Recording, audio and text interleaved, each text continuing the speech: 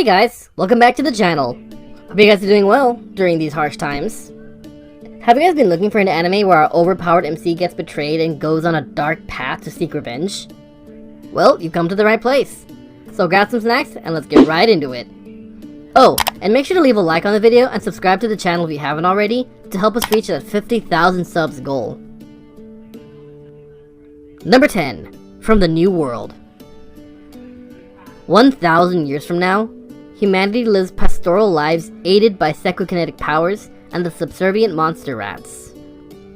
Saki Watanabe has just come of age, and her power has been reined in through meditation and hypnosis.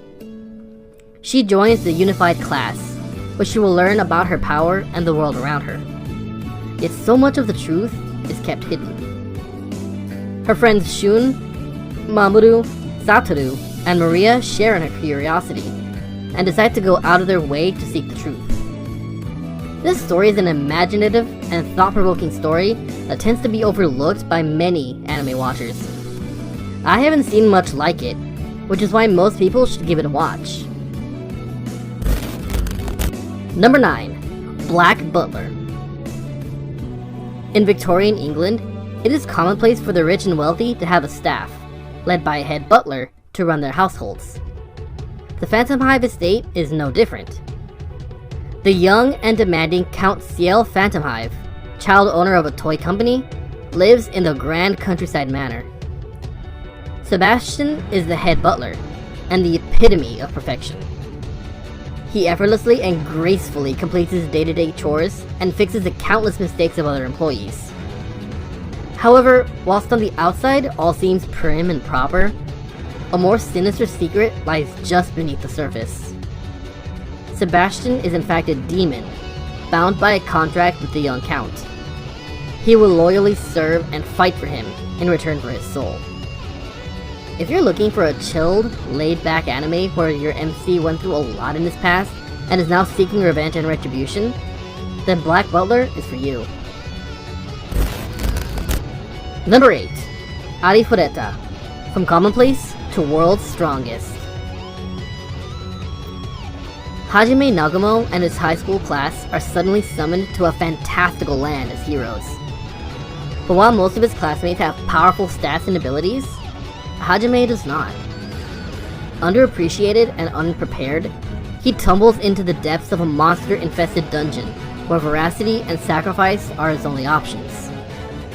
To thrive in the savage world, he'll have no choice but to welcome the Abyss.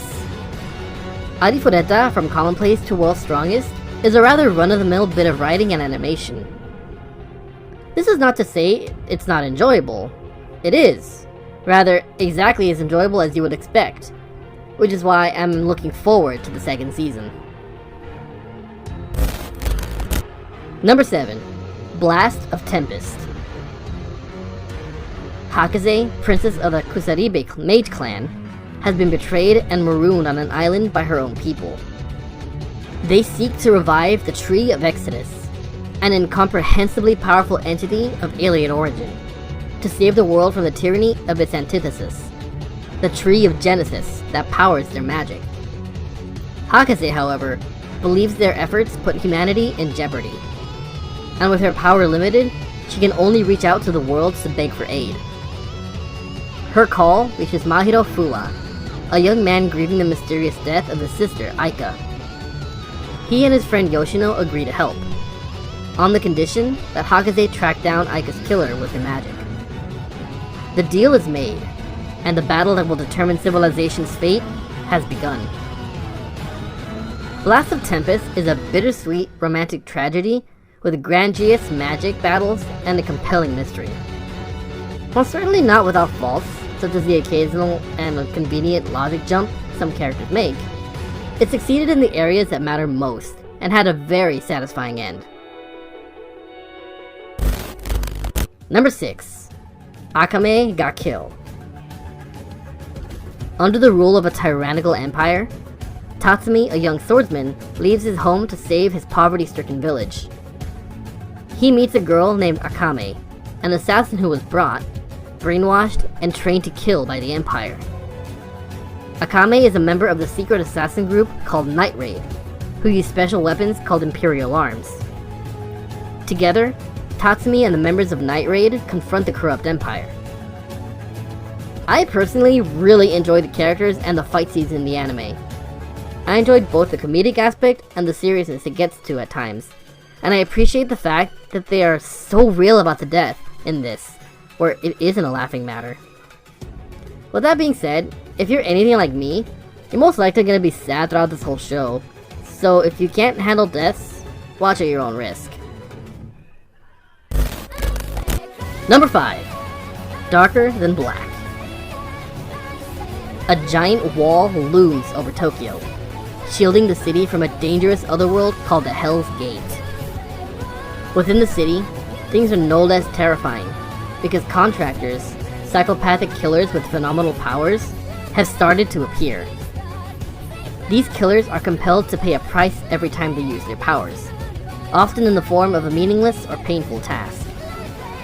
As their deadly habits rack up a gruesome death toll, Kirihara Mitsuki and her team from the Foreign Affairs Public Security struggle to solve the cases and bring the contractors under control. Their task is further confounded by the interference of a masked individual they titled Masire Code BK-201, a man with abilities that allow him to fight and defeat the contractors. Not much to say about this series. It's a good series, and you guys should give it a watch. Number 4. Code Geass, Lelouch of the Rebellion. In 2010, the Britannian Empire enslaved Japan using powerful mecha known as Nightmares. In the aftermath, Japan was renamed Area 11, and its people began a hard and terrible existence. Lelouch, a Britannian student living in Area 11, has grown up hating the Empire and everything it stands for. One day, in the middle of a terrorist attack, Lelouch meets a mysterious girl who grants him the ability to control minds. This is the story of a young boy who seeks to destroy the empire his father has built and build a world of peace. I don't want to go into spoiler territory, so all I can say is, all hail Lelouch. Because this guy took one hell of a dark path to attain world peace. And for that, he holds my respect. Number 3. 91 Days. During Prohibition, the law held no power, and the mafia ruled the town. The story takes place in Lawless, a town thriving on black market sales of illicitly brewed liquor. One day, Avilio receives a letter from a mysterious sender, prompting him to return to Lawless for revenge. He then infiltrates the Vanity family, the one responsible for his family's murder, and sets about befriending the Don's son, Nero, to set his vengeance in motion. Killing brings more killing, and revenge spawns more revenge. 91 Days is a dark revenge anime that manages to execute the plot perfectly and be devoid of cliches. It also has excellent animation throughout the many fight scenes in the anime.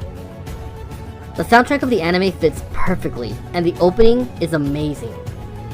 So if you enjoy a gritty, dark revenge story where there are no heroes, I would recommend this anime to you. Number 2. The Rising of the Shield Hero. Naofumi Iwatani, an uncharismatic otaku who spends his days on games and manga, suddenly finds himself summoned to a parallel universe. He discovers he is one of 4 heroes, equipped with legendary weapons and tasked with saving the world from its prophesied destruction.